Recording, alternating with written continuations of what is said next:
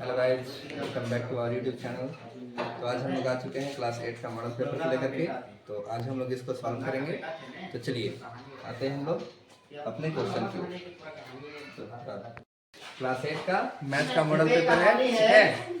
तो एग्जाम आपका जब भी है 1 घंटा का टाइम आपको दिया जाएगा एक पेपर के लिए, ठीक ना। तो चलिए हम लोग क्वेश्चन को करते हैं। इसमें है देखिए टोटल 50 क्वेश्चन है। सभी क्वेश्चंस का आंसर देना अनिवार्य कंपलसरी है। सभी प्रश्न के लिए एक अंक निर्धारित है। प्रत्येक प्रश्न में 4 ऑप्शन है। कितने ऑप्शन है?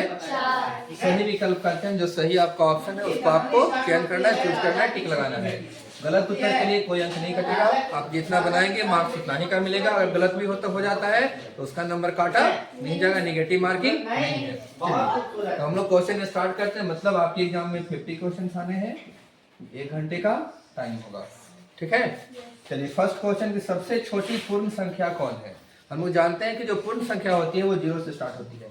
कहाँ से? 0 से। तो सबसे छोटी पूर्ण संख्या कौन है? 0। काफी आसान सा क्वेश्चन था, ये हम लोग का क्लियर हो गया।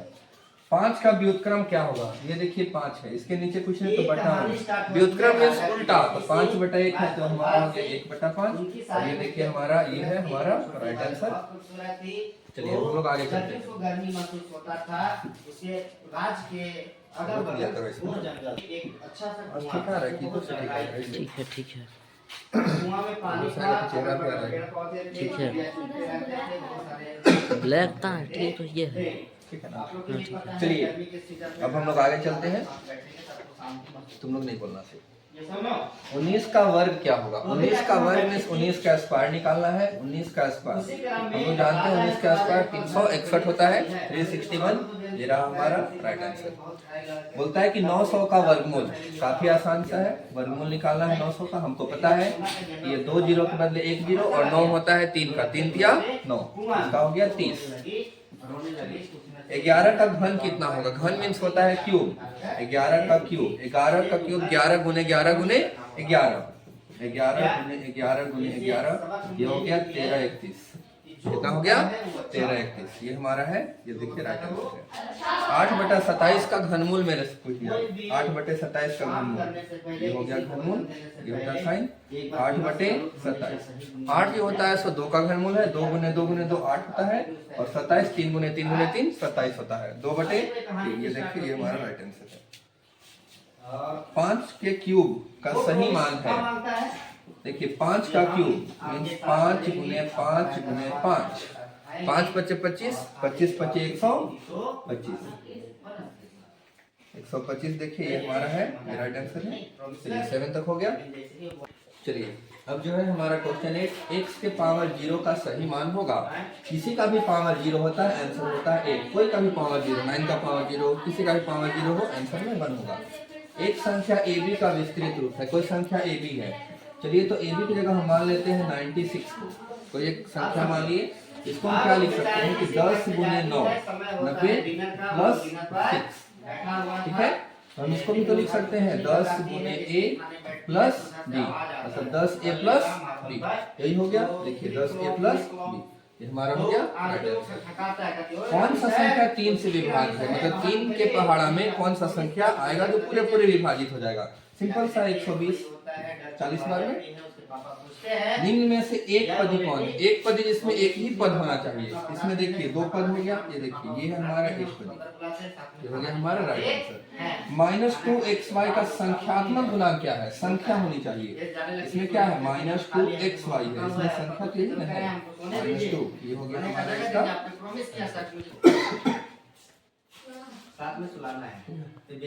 अब हमारा क्वेश्चन है a² - 2ab + b² का गुणनखंड। हमको पता है a² - 2ab प्लस जो b² होता है इसको हम लोग क्या लिखेंगे? a - b का होल स्क्वायर। तो a - b का होल स्क्वायर क्या हो जाएगा? इसको और गुणनखंड कर दीजिए, a - b दोनों हो गया, ये हमारा आंसर हो जाएगा। यहाँ पे a - b, ये हमारा इसका आंसर हो गया। x² - 9 का गुणनखंड। देखिए गुणनखंड पूछ रहा है, काफी आसान है। x² - 9, इसको हम लिख सकते हैं x² - 3 का स्क्वायर। ये हो गया a² - b² पे, ये हो गया a प्लस b और a माइनस b। ये इसका आंसर हो जाएगा। time there he यहाँ पे है।